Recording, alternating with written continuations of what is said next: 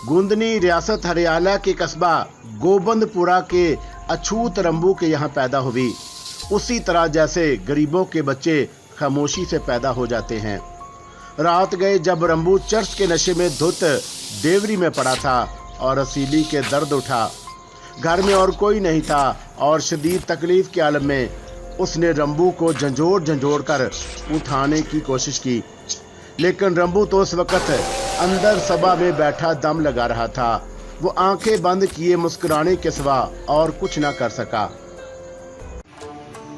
कलाम हल के रास्ते में अचानक एक खुली जगह से गुजरते हुए 4 घाती अजीत पाल के घोड़े पर कूद पड़े। उन्होंने अजीत पाल को बेहोश कर दिया था और फिर वो उसे एक घोड़ा गाड़ी में डालकर किसी पुर इसरार सिमत को ले चले। किरण दास उनके साथ था। आबादी से दूर एक पुर इसरार पहाड़ी इलाके में एक कैद खाना था जहां मौत के मुजरम भेजे जाते थे।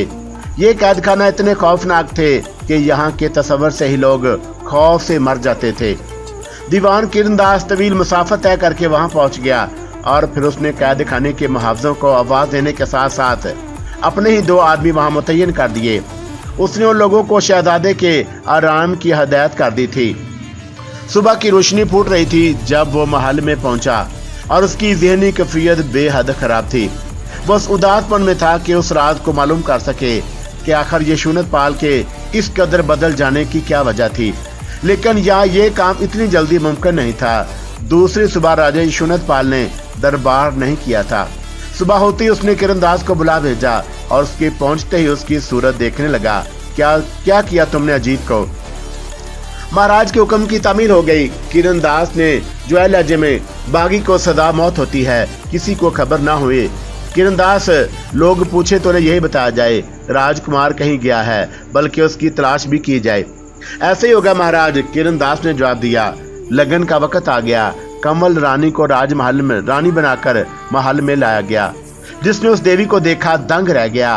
राजकमल इस कदर हसीन लड़की थी जबकि उसके बरअक्स महाराजा यशुनत पाल बूढ़े नजर आ रहे थे, लेकिन वह दुल्हा बने हुए थे और पहरेदार और यूं खुश थे। धूमधाम से जश्न मनाने की तैयारियां कर ली गई और एक बार फिर रियासत ऐशो इशरत में डूब गई। ये रात महाराज यशुनत पाल के लिए बड़ी खुशियों की रात थी। वो अपनी उम्र भूल चुके थे, मुसरत में डूबे हुए थे और उजला हरूसी में पहुंच गए जहां दुल्हन रानी उनके स्वागत के लिए तैयार थी। जहरीली राजकमल ने मुस्कुराते हुए यशुनत पाल को और यशुनत पाल जज्बात में डूबे हुए उनके नजदीक पहुंच गए। कमल रानी, महाराज, हम तुम्हें पाकर कितने खुश हैं, बयान नहीं कर सकते। हमें मालूम है महाराज, बरसों बीत गए, हमने किसी नारी की सूरत भी नहीं देखी। आज हम फिर से जवान हो गए। सच महाराज? हाँ कमल, तुम भी खुश हो ना? क्यों नहीं महाराज, पर आपकी बूढ़ी हड्डियों में इतनी जान है कि आप मेरा बोझ बर्दाश्त कर सकें। यशुनत पाल चौंक पड़े। हाँ महाराज, मैं जवान हूँ। मेरी जवानी किसी कड़ियल जवानी की ख्वाहिशमंद है, पर आप तो बूढ़े हैं। ये तुम कह रहे हो कमल? यशुनत पाल को अपने कानों पर यकीन नहीं आया। जो कुछ मैं कह रही हूँ उसमें झूठ तो नहीं महाराज? यकीन ना हो तो आजमा लें। आप तो अपने पैरों पर खड़ा भी नहीं हो सकते। कमल बोली और यशुनत पाल को अपने पैरों की जान निकलती हुई महसूस हुई। उन्होंने खड़ा होने की कोशिश की लेकिन नाकाम रहे। ये मुझे क्या हो गया कमल? वो डूबती हुई आवाज में बोले। कुछ नहीं, बुढ़ापा है महाराज, इस उम्र में ऐसा ही हो जाता है। आइए सेज पर लेट जाइए। पर मैं आपकी पत्नी बनकर क्या पाऊंगी? कमल, मैं ऐसा तो नहीं था। ना जाने मुझे क्या हो गया, ना जाने मुझे। ये सब कुछ। राजकमल मुस्कुराती रही। बूढ़ा यशुनत पाल से खेलते हुए उसे बेहद लुत्फ आ रहा था। राजकमल ने उन्हें सहारा दिया और वो खड़े हो गए। वो परेशानी से अपने पैरों को देख रहे थे। अब तो मैं खड़ा हो सकता हूँ। अरे हाँ, अब तो आप ठीक हैं। मजाक मत करो राजकमल, मैं तो बिल्कुल ठीक हूँ। मैं तो तुम्हारे प्रेम में तड़प रहा हूँ। समझ गए आप?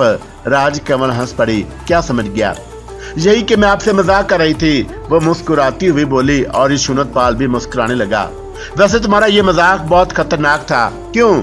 राजकमल ने मुस्कुराते हुए पूछा। मुझे तो सचमुच यूं लगने लगा था जैसे मैं बूढ़ा हो गया हूँ और मुझसे ऐसा मजाक मत किया करो कमल। अब तो मैं सारे संसार से बढ़कर तुम्हें चाहता हूँ। तुम्हें नहीं मालूम कमल रानी कि तुम्हारे बिना मेरा जीवन कैसा सोना है। भगवान की सौगंध, जब से तुम मेरे जीवन में आई हो उसके बहुत सी बात बहुत से सालों भूल गया हूँ। राम राम राम। भूल जाने की आदत तो बड़ी बुरी होती है महाराज। इंसान को हमेशा अपने जीवन की हर बात याद रखनी चाहिए। हाँ वो तो ठीक है, पर छोड़ो, हम कैसी बातों में उलझ गए। मेरे बाजू तुम्हें अपने आगोश में लेने के लिए बेचैन हैं। महाराज ने दोनों हाथ फैला दिए और राजकमल उनके बाजुओं में आ गई। उसने मुस्कुराती निगाहों से महाराज को देखा और शरारत से हंस पड़ी। महाराज फिर चौंक पड़े। क्यों हंस रही हो महाराज? कुछ भी तो नहीं महाराज, कोई बात नहीं, राजकमल ने मुस्कुराते हुए कहा। और यशोनत पाल किसी कदर बदहवासी महसूस करने लगा। उन्होंने अपनी सारी कुव्वतों को मजतमा किया और फिर राजकमल को अपनी आगोश में ले लिया। राजकमल उनके आगोश में छुई मुई बन गई। काफी देर तक वो उसे चूमते चाटते रहे, लेकिन राजकमल के शरीर निगाहें बदस्तूर यशोनत पाल का जायजा ले रही थी, जो बुरी तरह बदहवास हुए जा रहे थे। शायद उन्हें महसूस हो रहा था कि वो बूढ़े हो चुके हैं और राजकमल की जवानी के सामने बेबस हैं। काफी देर तक वो कोशिश करते रहे, लेकिन बूढ़े आजाद जो बेजान हो चुके थे उनमें जान ना पड़ सकी। और राजकमल से मोहब्बत की बातें करते रहे, लेकिन उनका लहजा फीका फीका था। वो पसीने पसीने हो रहे थे और बुरी तरह बदहवास हुए जा रहे थे। राजकमल की मुस्कुराहट उन पर ताज़ियाने का काम दे रही थी। उन्हें फूले हुए सांस के साथ कहा, मैं तुम्हें बहुत चाहता हूँ कमल कुमारी। मैं जानती हूँ महाराज, मैं तुम्हें किसी ऐसे फूल की मानद रखना चाहता हूँ जिसे कोई छू ना सके। मैं आपको महाराज जैसे आप रखना चाहें रहूंगी महाराज। राजकमल ने मोहब्बत भरे लहजे में कहा। मैं अभी आता हूँ। यशोनत पाल सेज से नीचे उतर गए। अरे कहाँ जा रहे हैं महाराज? बैठे आराम करें, राजकमल प्यार से बोली। वो कमल। यशोनत पाल हामते हुए लेट गए। वो गहरी गहरी सांस ले रहे थे और राजकमल उनके सीने पर झुकी हुई मोहब्बत भरी निगाहों से उन्हें देख रही थी। हालांकि उसके अंदर कैकों का तूफान उमड़ रहा था। यशोनत पाल की बेबसी से वो पूरी तरह लुत्फ अंदोज हो रही थी, लेकिन यशोनत पाल की हालत मर जाने की सी थी। फिर राजकमल उनकी पेशानी पर हाथ रखते हुए बोली, अरे आपका बदन तो गर्म हो रहा है महाराज, सो जाएं, आराम से सो जाएं। मैं आपके पास बैठी हूँ। और यशोनत पाल ने उसी में बेहतरी समझी कि आंखें बंद कर लें। हालांकि नींद उनकी आंखों से कोसों दूर थी। वो बुरी तरह परेशान नजर आ रहे थे। दूसरी सुबह महाराज का चेहरा उतरा हुआ था। दरबारियों ने उन्हें बधाई दी और वह मुस्कुराने की कोशिश करते रहे, लेकिन अपनी ज़हनी कैफियत वो खुद ही जानते थे। किरण दास ने भी उनकी परेशानी महसूस की थी और यही सोचा था कि मुमकिन है यशोनत पाल को बेटे का ख्याल आ गया हो, लेकिन यशोनत पाल ने उन्हें इस बारे में कुछ नहीं बताया। दूसरी और फिर तीसरी रात भी ऐसे ही गुजरी। कमल बहुत मुतमिन थी, लेकिन यशोनत पाल अंदर ही अंदर से घुलते जा रहे थे। उनका दिल शिद्दत से धड़कने लगा था। वो सोच रहे थे वो इतने बूढ़े तो नहीं, फिर उनकी कैफियत क्या हो गई है। और अब उन्हें आहिस्ता आहिस्ता अजीत पाल का ख्याल आने लगा था। सावित्री कमल भी बुरी नहीं, उसने अपनी जुबान से एक लफ्ज़ भी नहीं निकाला था। वो अगर किसी से कुछ कहती तो ज़रूर यशोनत पाल के कानों तक पहुंच जाता, लेकिन उसने अपने तौर पर कुछ नहीं कहा था। हालांकि यशोनत पाल ने चंद बांदियाँ उस काम के लिए रख छोड़ी थी, वो कमल की निगरानी करें। और बांदियाँ तो हुक्म की बंदी थीं। उन्हें यह बात पूछने की हिम्मत कैसे होती कि महाराज यशोनत पाल अपनी प्रेमिका की खबरगिरी क्यों करना चाहते हैं। लेकिन यशोनत पाल के दिल का चोर उभर आया था और अब वो ये सोचने लगा था कि ये अच्छा नहीं हुआ। जब भी अजीत पाल का ख्याल उसके दिल में आता, उसकी आंखों से आंसू रवा हो जाते थे, लेकिन वो अपना दर्द किसी से नहीं कह सकता था। उनकी हालत अंदर से खराब रहने लगी थी। लेकिन कमल ने कभी उनसे कोई शिकायत नहीं की थी। वो एक फराख दिल लड़की थी और यशोनत पाल को उसकी इस शराफत से परेशान थे कि क्या करें क्या ना करें। वक्त गुजरता गया और तकरीबन 15-20 रोज़ हो गए थे। यशोनत पाल को तो अब इस जश्न से कोई दिलचस्पी नहीं रह गई थी। वो तो ज़िंदगी और मौत के दरमियान लटक रहे थे। राजकमल के सामने जाना भी ज़रूरी था, लेकिन उसके सामने पहुंचकर तो निगाहें शर्म से झुक जाती। दूसरी तरफ कमल दिलचस्पी से हालात का जायज़ा ले रही थी।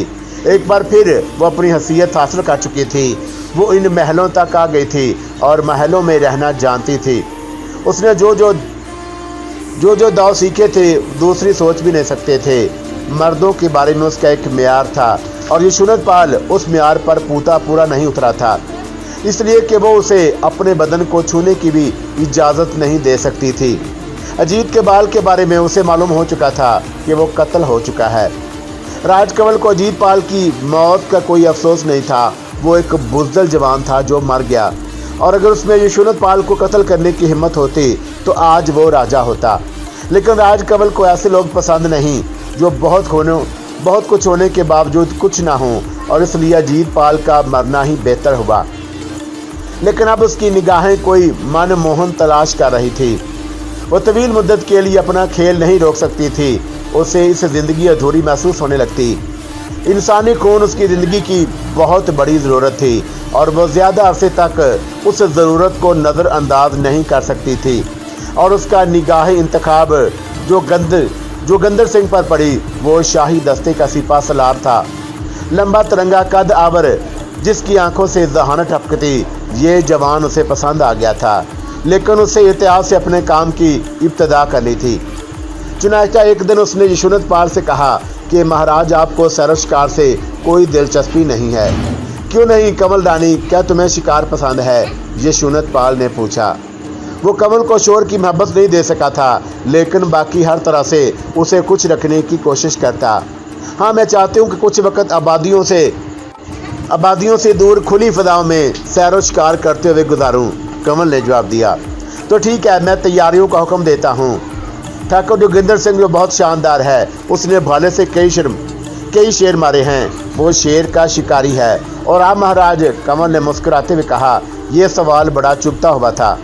यशोनत पाल मुंह खोल कर रह गए। आपने जवाब नहीं दिया महाराज। मैं भी। कितने शेर मारे हैं आपने? मैं हमेशा से बूढ़ा तो नहीं था। बूढ़े तो आप अब भी नहीं हैं महाराज। लाखों जवानों से एक जवान हैं। तो फिर जल्दी तैयारियां करें। जोगिंदर सिंह को हिदायत देते वक्त वो सारी तैयारियां कर लेगा। यशोनत पाल ने जान छुड़ाने के लिए जल्दी से कहा। राजकमल मुस्कुरा रही थी, लेकिन उसके चुभते हुए कहरे यशोनत पाल के कानों में गूंजते रहे थे। राजा थे, इतने बेवकूफ़ तो नहीं थे कि कमल की बातों को समझ ना सकते। उन्हें बड़ा पछतावा था, और अब जो कुछ कभी अजीत पाल को होता तो उनका दिल धड़कने लगता और उनकी आंखें बेटे की औरत तलाश करने लगती। उसे ना पाकर उनका कलेजा निकलने लगता था। लेकिन गुजरा हुआ वक्त तो कभी वापस नहीं आता। जो कुछ वो कर चुके थे वो वापस नहीं आ सकता था।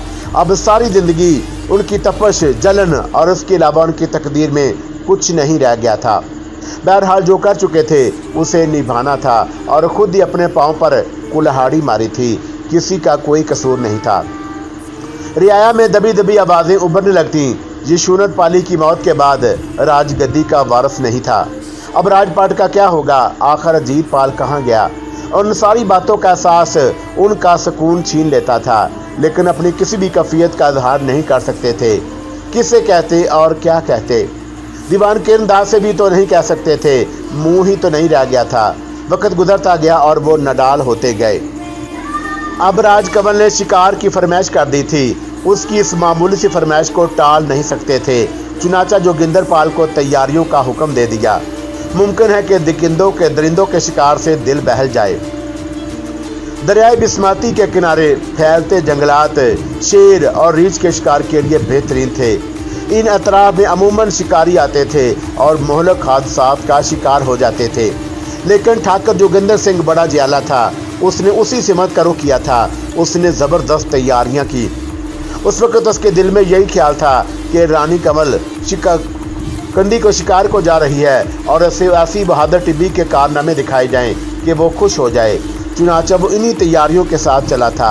आम लोगों को भी सूरत हाल मालूम नहीं थी। यशोनत पाल भी घोड़े पर सवार थे। कमल कुमारी के लिए उन्होंने रथ का इंतजाम कर लिया था, लेकिन उसने रथ पर सवार होने से इनकार कर दिया। तो क्या तुम घोड़े पर सवार होकर चलोगी? यशोनत पाल ने ताज्जुब से पूछा।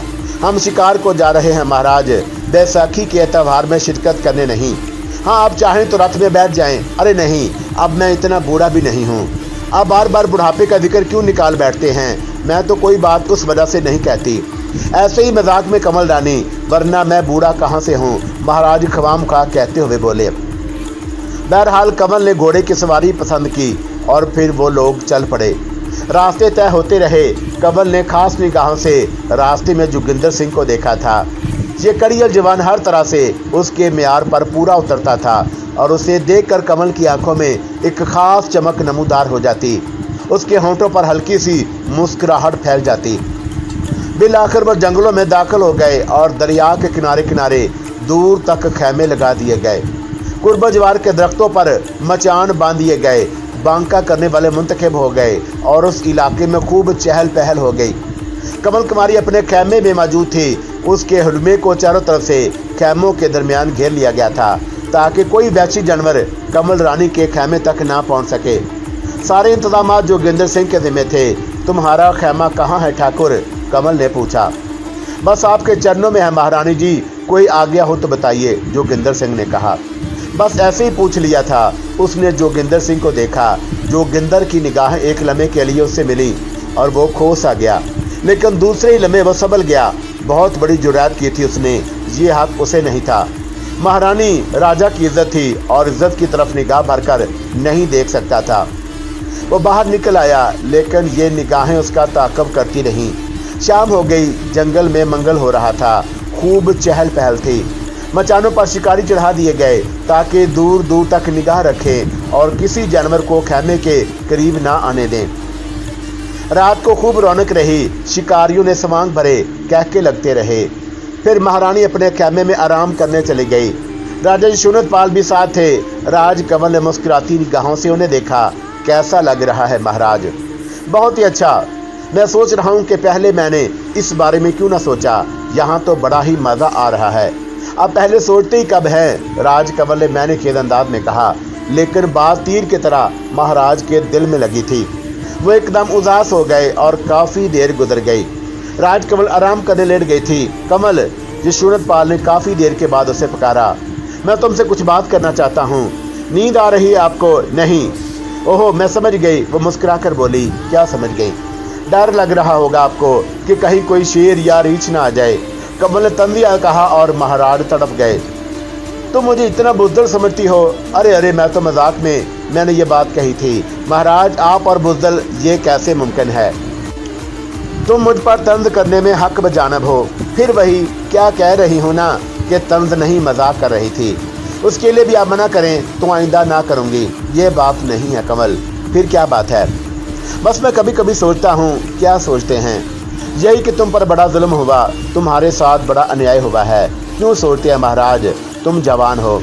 जवानी कोई बुरी बात है? नहीं, लेकिन बुढ़ापे और जवानी का कोई साथ? मैं बड़ा पापी हूँ, मैं बहुत बड़ा इंसान हूँ। आपको ज़रूर डर लग रहा है महाराज। सो जाएं। गहरी नींद आपके दिल से हर ख्याल को निकाल देगी। ख्वाब जाग रहे हैं। मुझे कहने दो कमल रानी, मुझे ये सब कुछ। यशोनत पाल जी इधर देखें मेरी तरफ, और मुझे इससे कोई शिकायत नहीं है। बस आप सो जाएं गहरी नींद। हाँ, लेट जाएं। और अचानक यशोनत पाल को अपने बदन की सारी कुव्वतें सोती हुई महसूस हुई। राजकमल की आंखों में पूरा जहान सो रहा था। उनकी पलकें झुकती चली गईं और थोड़ी देर के लिए वो बेखबर हो गए। राजकमल के होंठों पर गहरी मुस्कुराहट फैल गई। अब सोते रहे महाराज, आपकी नींद ही तो मेरे भाग में जगाएगी। आह, कैसा कड़ियल जवान है वो। कितने दिन गुजर गए, मगर मैं उसे अपने शहर में गिरफ्तार नहीं करूंगी। वो डूबे हुए सोए लगते हैं और सोने वाले दिलकश नहीं होते। तुम जागते रहोगे जोगिंदर सिंह, और वो हकीर, और तुम इस काबिल हो कि तुम्हें कोई बहुत बड़ा इनाम दिया जाए, मसलन हुकूमत का इनाम।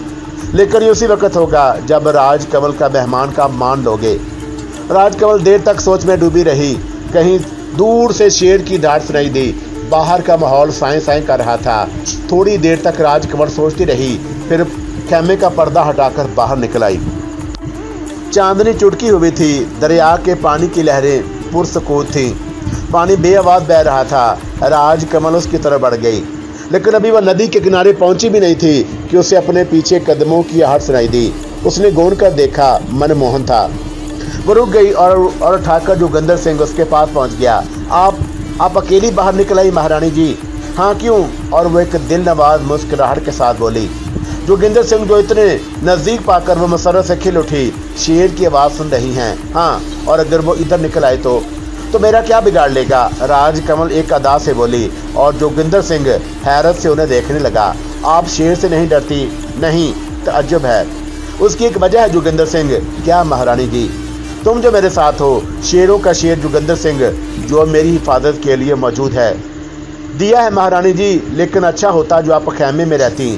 खुली जगहें खतरनाक हैं, खास तौर से नदी का किनारा। क्यों किनारा क्यों? शेर नदी के किनारे पानी पीने आ जाता है, ना जाने कब इधर का रुख कर ले। आता है तो आ जाने दो, हम तो यहीं बैठेंगे। राजकमल मुस्कुराती हुई बोली और वो आगे बढ़ गई। जोगिंदर सिंह परेशान सा अपनी जगह खड़ा रहा, लेकिन फिर जल्दी से आगे बढ़ गया। कितनी देर में राजकमल नदी के किनारे पड़े एक पत्थर पर बैठ गई। रानी जी, ये ठीक नहीं, आप यहाँ गैर महफूज हैं। उसने लिहाजे से देखा। मेरी ये मजाल नहीं महारानी कि आपके साथ बैठ सकूं। मैं आपके चरणों में तो बैठ सकता हूँ, आपके सामने नहीं। दिल में बैठ सकते हो, राजकमल बोली और जोगिंदर सिंह की कंपटियां चटकने लगी। उसे जैसे मौत नजर आने लगी और उसका चेहरा उतर गया था। बैठ जाओ जोगिंदर सिंह, जब यहाँ तक आ गए हो तो दोस्तों की तरह बातें करो। कब तक दोस्तों के लिए तरसती रहूंगी? मेरा असल नाम कमल है। जिस नाम से तुम मुझे पुकार रहे हो उसने मुझे कुछ नहीं दिया। क्या तुम भी मुझे मायूस कर दोगे? आप मेरे लिए काबिल एहतराम हैं। मैं कब इनकार कर रही हूँ? जब मन चाहे पूजा कर लेना मेरी, पर इस समय को दोस्तों की तरह गुजारो। जोगिंदर सिंह उनके सामने पड़े हुए पत्थर पर बैठ गया, लेकिन उसकी रूह कब्ज हुई जा रही थी। अगर महाराज ने उसे इसी तरह देख लिया तो जोगिंदर बेचारे की क्या हैसियत थी, वो जान बचा सकता। कमल जी, क्या मैं आपकी दोस्ती के लायक हूँ? क्यों नहीं, खुद को इतना मामूली क्यों समझते हो? संसार की निगाहों में मैं बहुत बड़ा, पर आपके लिए बहुत छोटा हूँ महारानी कमल कुमारी। अगर ऐसी बात करते हो तो सुनो, मेरे लिए तुम बहुत बड़े हो, इसलिए छोटा बनने की कोशिश मत करो। और अगर महाराज ने देख लिया तो? बूढ़े महाराज आंखें बंद कर लेंगे। अव्वल तो सोने के बाद उनकी जागने की हिम्मत ही नहीं होती, और जागते भी हैं तो सोते ही बने रहते हैं। क्यों? जोगिंदर सिंह ने हैरत से उसे देखा, ये सोचकर कि कहीं मैं उन्हें जागता ना देख लूं। महारानी, अब भी महारानी कहोगे, कमल ना कहोगे? राजकमल दर्द भरे लहजे में बोली। आपने उनसे विवाह क्यों कर लिया? मेरा मतलब है कि आपने इनकार क्यों ना कर दिया? तुम कर सकते थे। ओहो, ये तो बड़ा अन्याय है। मगर महारानी क्षमा कर दें, मैंने तो सुना है कि आप अजीत पाल की प्रेमिका हैं। मेरा मतलब है कि थी। मैं क्या थी क्या नहीं थी भगवान जाने, जो हमें मिला आपके सामने है। राजकमल ने कहा, मैं आपके लिए दुखी हूँ कमल जी। बस लोग दुखी हो जाते हैं, दुखों का इलाज करने की कोई नहीं सोचता। राजकमल सिसकी भरे लहजे में बोली, मुझे बताइए कि मैं आपके लिए क्या करूं? मैं क्या बताऊं, बस कोई मेरे लिए कुछ मत करो। सोचते रहो, पूछते रहो, करने वाला कोई और ही होगा। बस जब भी आ जाए। क्या अजीतपाल जी को आपके हालात कलम नहीं? मैं जितनी बेबस हूं तुम उससे कोई अंदाजा नहीं लगा सकते। और कमल जी, मुझे बताइए कि मैं आपके लिए सब कुछ करूंगा। अजीतपाल जी शायद आपकी वजह से ही रियासत छोड़कर चले गए हैं, भगवान जाने।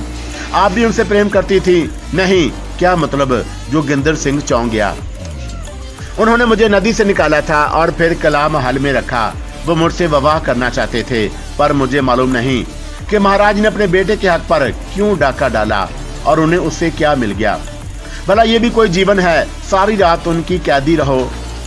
वाकई ये तो अफसोस की बात है, जोगिंदर सिंह ने कहा। उसी वक्त दरख्त से एक आवाज उभरी, फिर दूसरी और फिर तीसरी। ये आवाज कोयल की कूक से मिलती जुलती थी। जोगिंदर चौंक कर खड़ा हो गया। जल्दी चलिए महारानी, शेर आ गया है, आए। जोगिंदर सिंह झपट कर उसने उसकी कलाई पकड़ ली और राजकमल उठ गई। जोगिंदर उसे लेकर खेमे में आ गया। बाहर शिकार की तैयारियां शुरू हो गईं। अंदर खेमे में महाराज गहरी नींद सो रहे थे।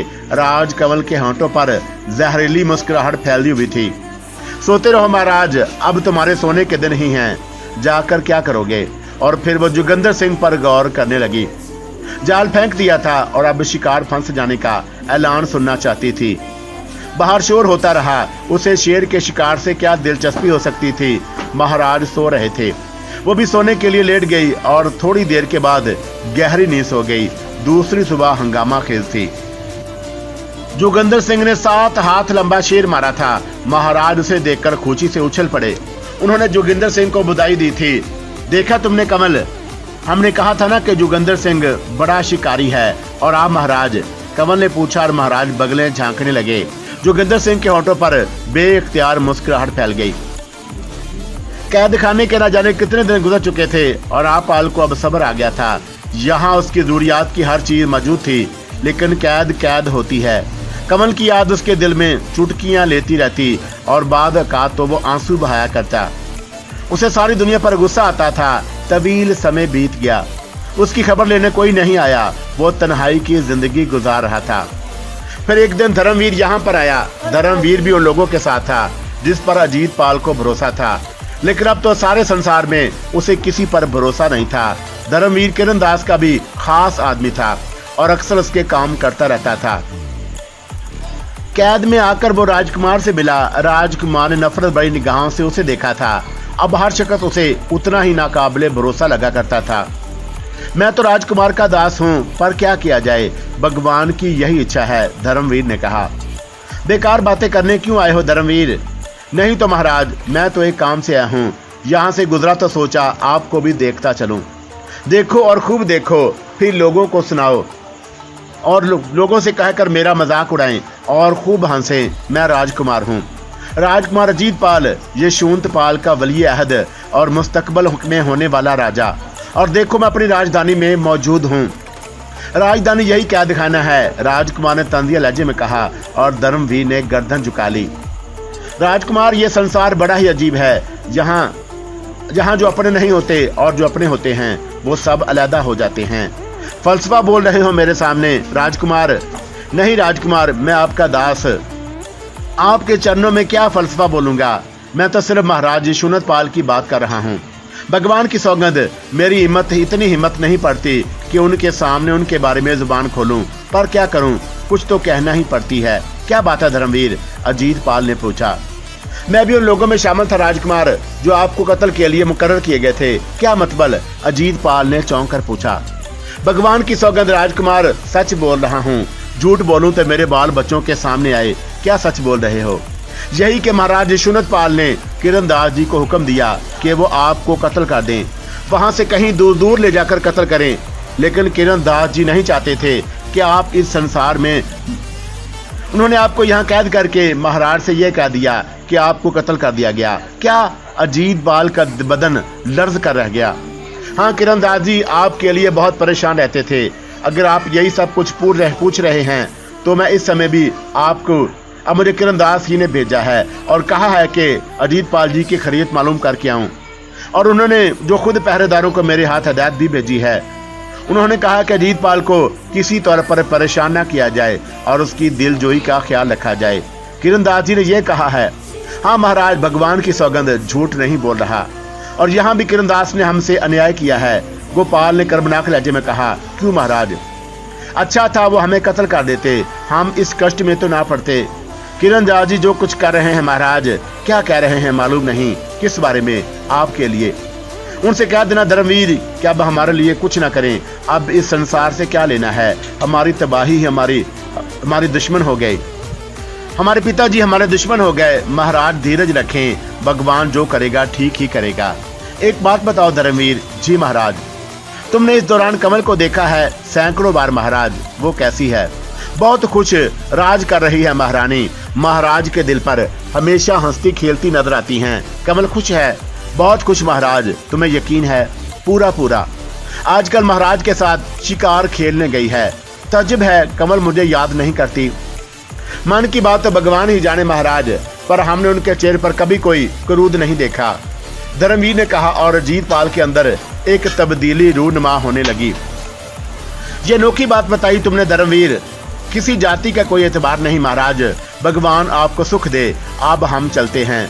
धर्मवीर चला गया, लेकिन अजीत पाल के सोचने के लिए बहुत कुछ छोड़ गया। किरण दास दर हकीकत उस रियासत का नमकवार था। ये सब कुछ उसके लिए बेहद तकलीफदा था। राजकमल के लिए उसके दिल में एक बात बैठ गई थी कि वो औरत खतरनाक है, पुरइसरार है। जब भी वो कमल के बारे में सोचने बैठते उन्हें वो बहुत पुरइसरार लगती। उसकी सारी बातें अनोखी थी। पहली बार उसने राजकमल को एक सपेरे के साथ देखा था, जिसने उसे गठरी से निकाल कर नचाया। राजकमल ने ऐसा नाच नाचा कि आज तक दरबारी उसे ना भूल सके थे। उसके बाद वो कला महल में नजर आई और कला महल में एक अजीबोगरीब कहानी ने जन्म लिया। फिर उसने अजीत पाल के दिल पर हुक्मरानी की और उसके बाद महाराज यशोनत पाल उसे समझाने के लिए ले गए। किरणदास जी को वो वक़्त अच्छी तरह याद था जब यशोनत पाल ने राजकमल से पूछा कि वो राजकुमार के एवज क्या लेना चाहती है। तब राजकमल ने उनसे तन्हाई में गुफ्तगू करने की ख्वाहिश ज़ाहिर की। फिर जब महाराज बाहर निकले तो संसार ही बदल चुका था और अब राजकमल महाराज यशोनत पाल के साथ इस तरह खुश थी जैसे कोई बात ही ना हुई हो। ये पुरअसरार औरत ज़रूर कोई राज रखती है। किरणदास ने सोचा वो इस राज को हल करने में कोशां थे।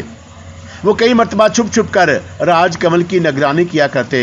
उन्होंने उसके बारे में मालूमात हासिल करने की कोशिश की, लेकिन उन्हें कहीं कामयाबी नसीब ना हुई।